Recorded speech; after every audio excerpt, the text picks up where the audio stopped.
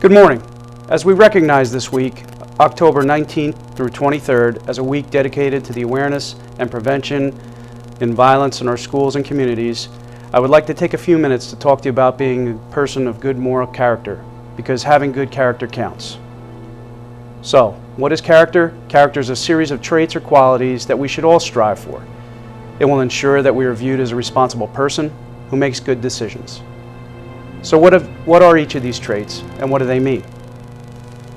The first trait is trustworthiness. Trust is an essential part of developing and maintaining friendships, as well as school and career success. You can earn the trust of others by demonstrating that you are honest, loyal, and will do the right thing, even if no one is looking. Here's an example. For example, you are walking behind someone from school on your way home, and you see that their cell phone has dropped out of their backpack. You see the person did not realize the cell phone has dropped, and no one else is around. It would be very easy to keep it without the person knowing. A trustworthy person would immediately call out to the person and inform them that they had dropped their phone, or even pick it up and return it to them.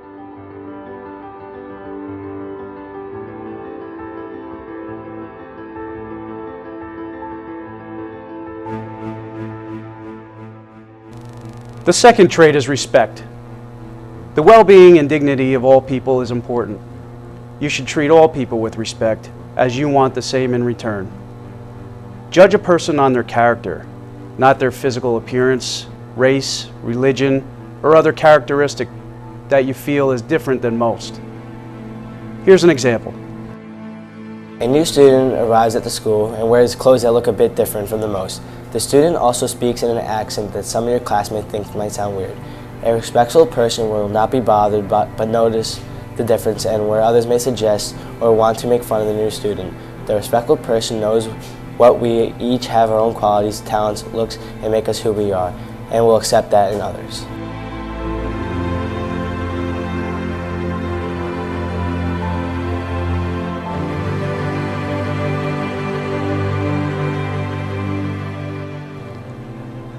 The next trait is responsibility.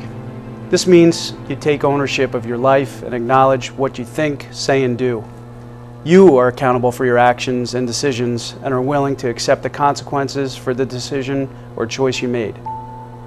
Here's an example. Think back to our first scenario, where you saw the other kid from school drop their phone and on the way home from school.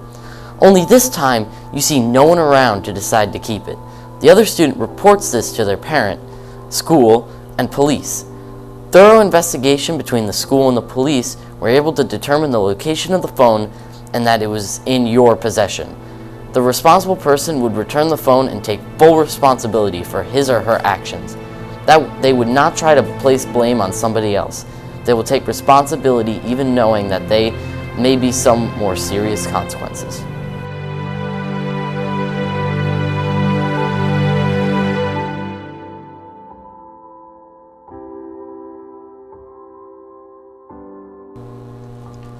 The next trait is fairness. This means to be fair and just in all your actions. This means working things out with one another in a conflict situation so that both parties are satisfied with the agreement. Here's an example.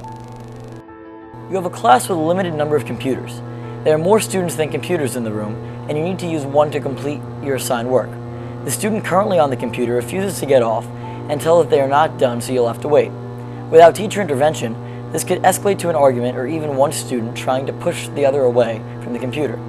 A fair student would try to complete their work promptly, keeping in mind that others are waiting to finish theirs, or even save their work and take a break so the other student can start their work.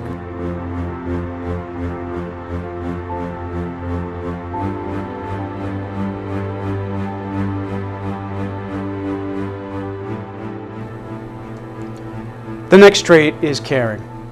This means having compassion, showing kindness, charity, generosity, and sharing. The caring person strives to demonstrate a true concern for the well-being of others by displaying compassion for those in pain or in need by providing support. It means being a good friend. Here's an example. A friend is being teased by a group of kids on the bus ride to school. You sit with this person on the bus and have even told the other kids to stop and leave your friend alone. You talk to your friend about the group of kids and they tell you that it doesn't really bother them, but you can see that they're upset. The caring person will reassure the friend that they are there for them, encourage them to tell their teacher, principal, or parent, and the friend is not willing to. The caring person will let a responsible adult know what is going on.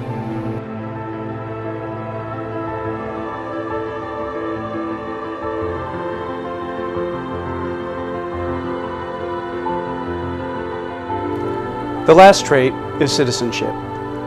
This means taking active part in your community, both in school and at home.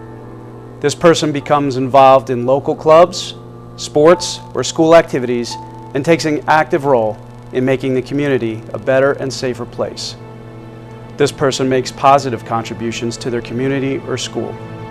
Here's an example. Your school is sponsoring a walk to raise money for breast cancer research. Participation in the walk is completely voluntary, and you know that it will take up most of your day on the Saturday it's scheduled for.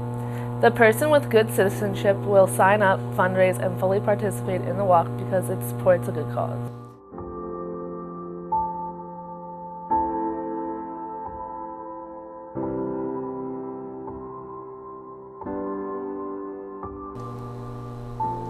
So, in summary, the traits that demonstrate good character are trustworthiness, respect, responsibility, fairness, caring, and citizenship. I encourage each of you to do a brief self-assessment of your traits and seeing if you can improve in any of these areas to be a better person and make a positive improvement to our community, both in school and at home. For more information, visit charactercounts.org. I thank you for your time and attention. A special thanks to the students at SPSN and Students Against Destructive Decisions.